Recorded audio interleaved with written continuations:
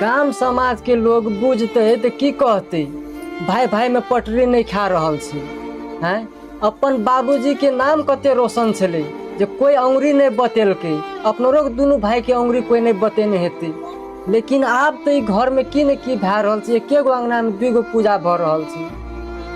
हमरा बहुत नहीं निक लागलो आनंद। भैया तोरा मन में की बीते छ आ भौजी के मन में की बीते छै से हम बुझे छियै नीक न है, लेकिन की करबे कन्या निकल गेले खतुरनी, अब झगड़ा करबे तो हेतै।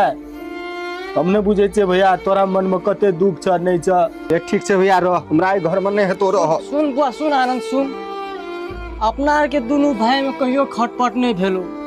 पराय घर के औरत आबि के अपना आर के दोनों भाई के छूटे में मजबूर कर देलको। तू कथी ले कतो जेबा, हम ही दोनों परानी निकल के चल जे तोरो रे के रह नीक से बाऊ। भैया